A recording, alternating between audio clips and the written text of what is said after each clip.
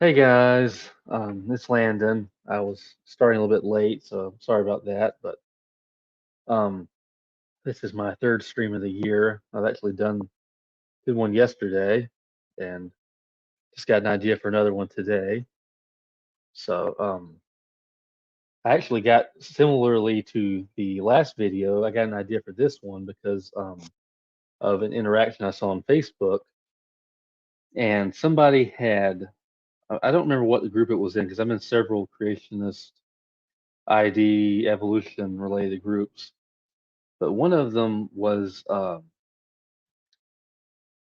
someone had posted an article from Science Daily, ScienceDaily.com, and it was called. Let's see, I have it pulled up on here. I'm going to share the screen in a minute, but This is my introduction, pretty much. Um, the article was called "Study Challenges Evolutionary Theory that DNA Mutations Are Random." So it had to do with challenging the status quo, I guess you could say. And somebody had posted that one of those groups I'm in, a creationist or somebody. I don't know who they were. I just saw it, and then somebody replied saying like, "Well, who said that mutations were ever random?" And it's like they were just opposed to these new findings that challenge the Neo-Darwinian paradigm, and that's just something I've come to expect from a lot of evolutionists, especially, or not all of them, but a lot of them are, like staunch neo-Darwinists. What's weird though is that some of them they'll say like, I've heard people say when I mentioned neo-Darwinism, one time someone said, "What the hell is neo-Darwinism?" But they're advocating for neo-Darwinism, and then they try to act like it's not a real thing, like when you're discussing with them on Facebook or YouTube, but it's real. It's another term. It's basically another term for the modern evolutionary synthesis. But a lot of the people, that speak out for it, are also prominent, atheists like Jerry Coyne, PZ Myers, and they're very. This just seems to be a pattern I've noticed, mostly on Facebook, on just internet, is that when there's these new findings that come out that kind of challenge the long-held ideas about evolution, that challenge the old, uh, antiquated modern synthesis, you could say.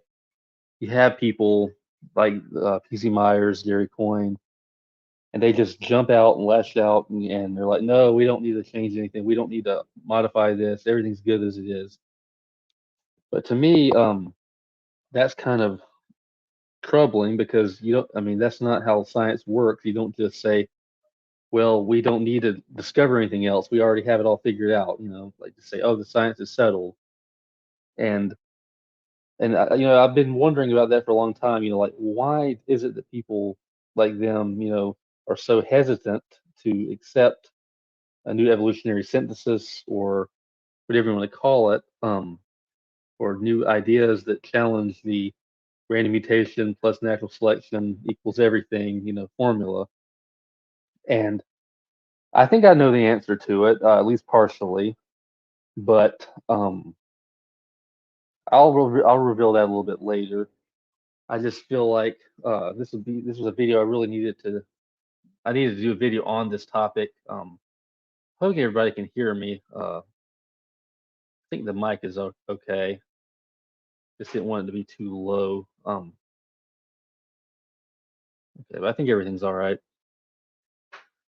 But yeah, you have people um, that have challenged like other biologists that are not, neo-Darwinian, and like Dennis Noble's one, Lynn Margulis was another one, and they get just completely bashed uh, for their beliefs, or they have, I should say, in past tense. Um, and I remember a few years ago they had like I think it's 2016, had this meeting where these two groups of biologists were arguing over, the state of the modern evolutionary synthesis, and it got it was pretty. I guess it was an intense discussion. I just remembered Dennis Noble was one of one supporting an extended synthesis. And what's kind of weird to me is that a lot of these people they kind of get criticized like creationists do in a way, but they're not creationists. They're just have alternative views but that doesn't mean they're wrong necessarily. But they're treated as like, oh, well, you're just not, going with the flow, sticking with the crowd.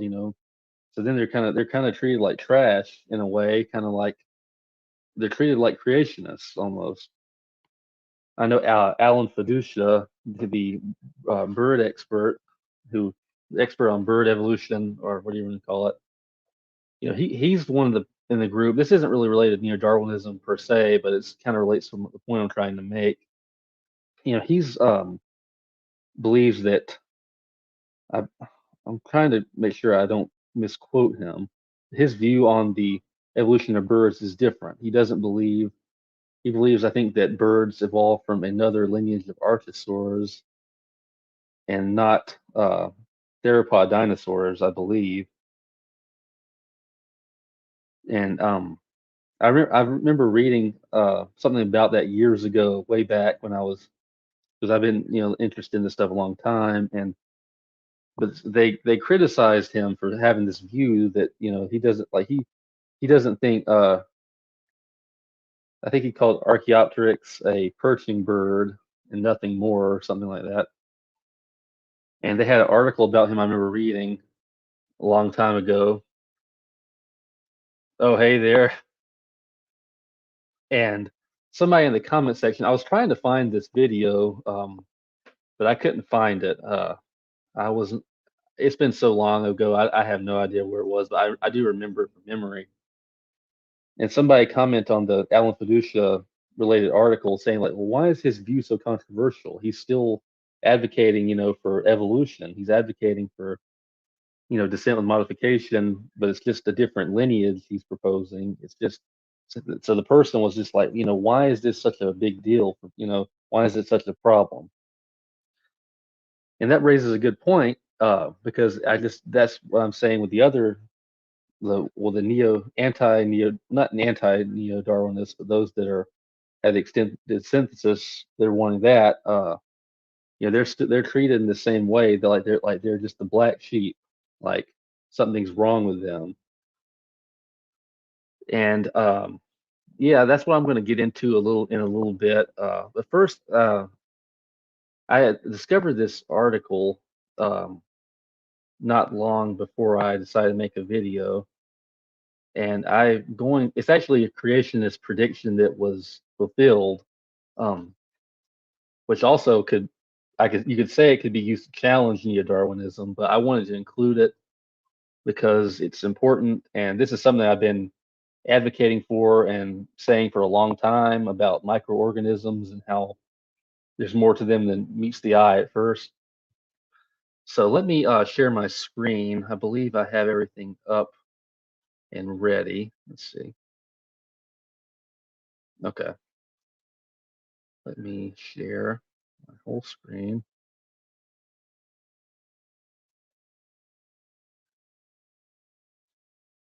Okay, so it was a article I saw. It's very recent from the 6th. It says simple bacteria found to organize in elaborate patterns. As researchers have discovered that biofilms, bacterial communities found throughout the living world, are far more advanced than previously believed, which is what creationists would have predicted with all this intricacy. And that bacteria are not just trash of the natural world. They're very complex, very intricate. Scientists found that biofilm cells organized in elaborate patterns, a feature previously that only been associated with higher level organisms. And let me see the part I was going to read. So we were seeing that biofilms are much more sophisticated than we thought. From a biological perspective, our results suggest that the concept of cell patterning during development is far more ancient than previously thought. Apparently, the ability of cells to segment themselves in space and time did not emerge with plants and invertebrates, but may go back over a billion years. And if you want to read that, here's the link right here.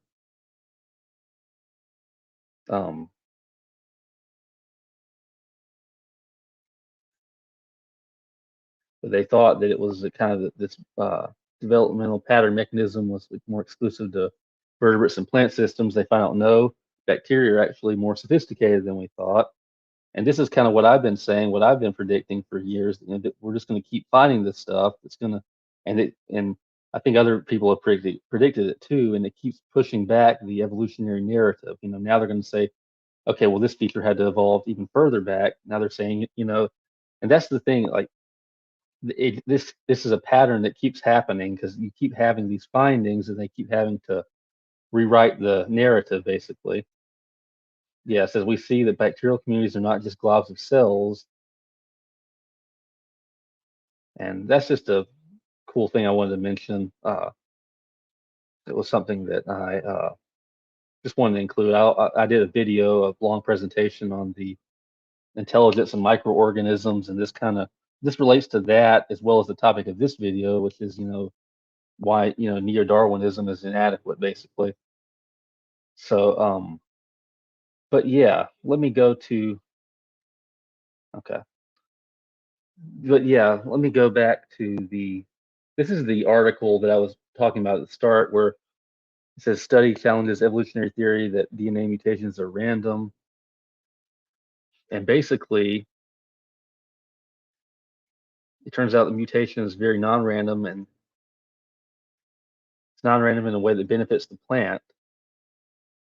And let me see if I can kind of paraphrase it.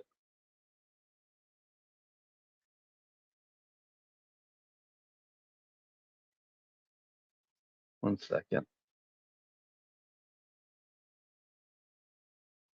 Okay, it says researchers spent 3 years sequencing the DNA of hundreds of, I'm not going to read that because I might get it wrong, but a small flowering weed.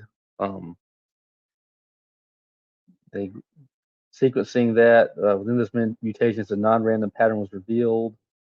At first glance, they said what we found seemed to contradict the established theory that mutations are entirely random. That only natural selection determines which mutations are observed in organisms.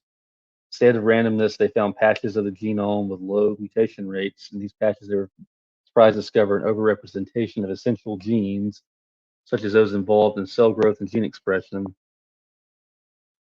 Um, so the scientists found that the way DNA was wrapped around different types of proteins was a good predictor whether a gene would mutate or not, because it reveals that the plant has evolved, protects its genes from mutation and ensures survival. And they say the plant has evolved a way to protect its most important places from mutation. And let me see, don't want to miss anything.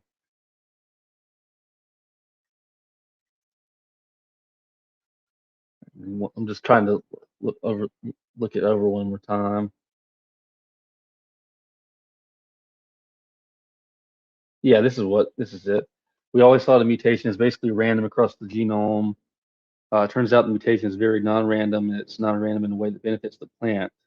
Yeah, that's the main point of the what I'm trying to make for this. And see, someone has shared that, and people were opposing, this challenging, the neo-Darwinian way of thinking. And, and then you have people, like I said, like Dennis Noble, who he's not an ID guy, not a creationist, but these atheist Darwinists have said, like P.Z. Myers said that he's a disgraceful dingleberry. He's nuts, right there. And Coyne said he's a blundering tyro when it comes to evolutionary biology. That was on Rational Wiki's page. And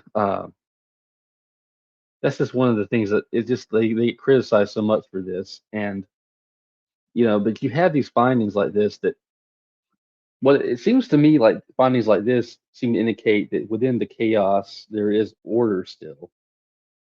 And I believe that these types of findings, where more is uncovered and it becomes clear that the traditional evolutionary mechanisms are not enough, that there's something else there, I think that's, I guess I'll stop sharing my screen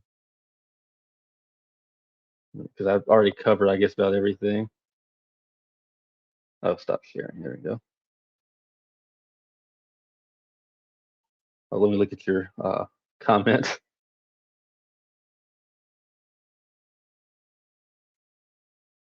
Yeah, that's a good point. Yeah, there's examples like that that they defy the neo-Darwinian paradigm, but you have I think that you have these atheist Darwinists. They're so opposed to this. These findings are altering the synthesis because they see that there is this order there that defies naturalistic expectations. And basically, my thoughts on why they're so against changing the synthesis is that they like things the way they are, to where it's simple, it's godless, a godless view, it's completely naturalistic. And when these new findings come out and these calls for like more of a extended synthesis, they arise, they kind of like are like, oh no, we got to shut this down. We got to keep this simple, godless. You know, just we got to be old school with it, basically. Oh yeah, I was looking at your comment there.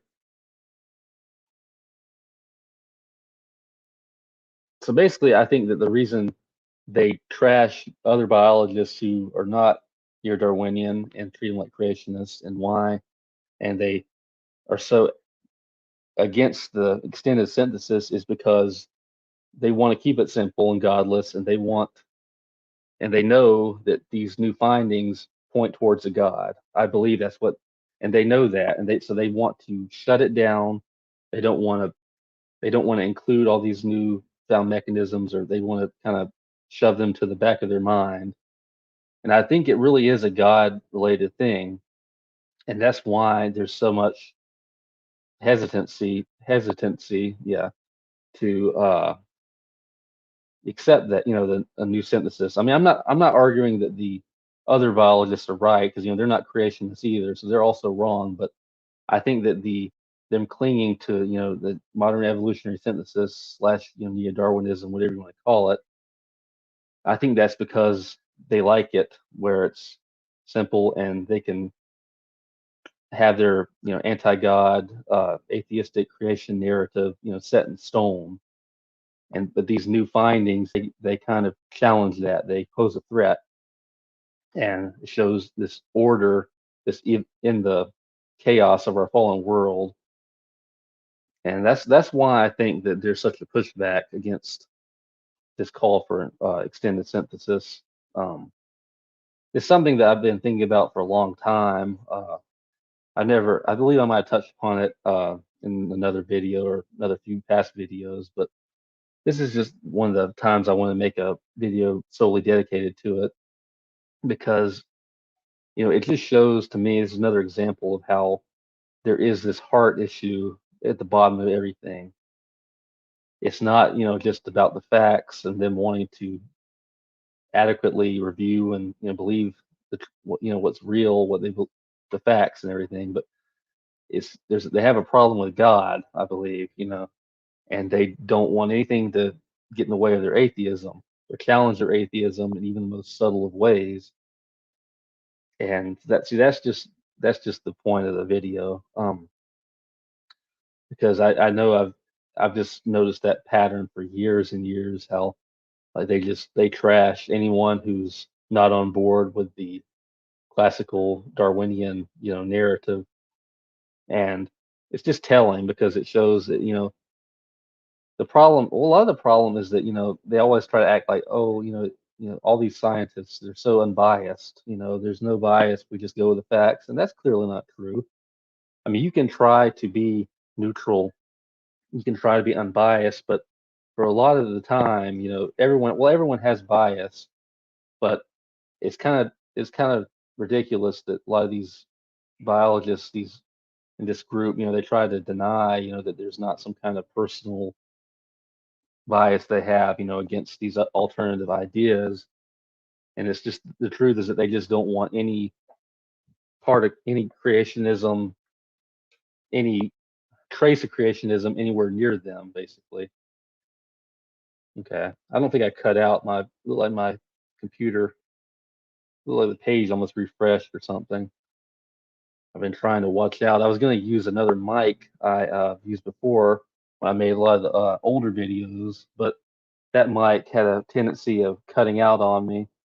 So I was like, nah, I'm just going to stick with the one I've been using because I don't want to be speaking for like 10 minutes and then come back to look at the comments and it shows that I've been quiet for 10 minutes. So 'cause I remember that happened in the first video I did with Jeremy where we I started talking and it just shut off. I have no idea why, but it was kind of funny though. But yeah, so okay, that's good. But yeah, I just want to make sure because I've been kind of paranoid about that ever since I've had these things happen. I think when I did talk with speed of sound that one time, there's also a problem with my mic cutting out, and I had to come back in. Well, either it happened during the video or it happened before when we were talking together before we went on. I don't remember exactly, but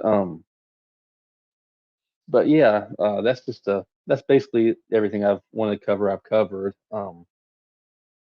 But yeah, I don't know. I've been thinking. I guess I've been thinking more about ideas for videos.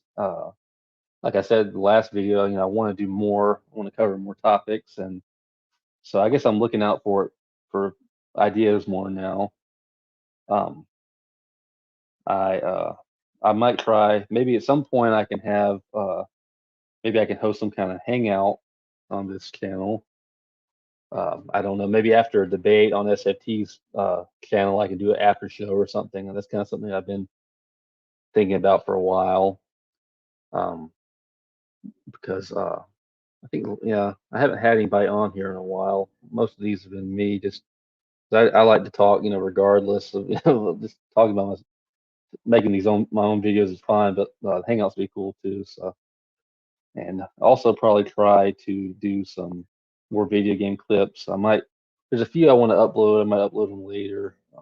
It's just these funny moments in games. I just like to, record that, upload. It's just kind of a hobby of mine. But yeah, and I think another topic I want to cover, and I might do a slideshow for it, is the topic of or critique mostly of theistic evolution. Because in my group, Evidence for Creation, I've made posts, discussing and critiquing it, and I kind of divide theistic evolutionists into three categories basically. There's those like Michael Behe, which are like ID proponents, but they also tend. I believe he still believes in universal common descent, but like him and probably Michael Denton, like they're or David Berlinski, they're believe in ID, but they're also you could call them theistic evolutionists. They believe that God or some intelligence guided it. I believe, or they would probably say that that's likely at least, or a good possibility. And then you have the second type of theistic evolutionist that tends to believe that God started life and just let it evolve on its own.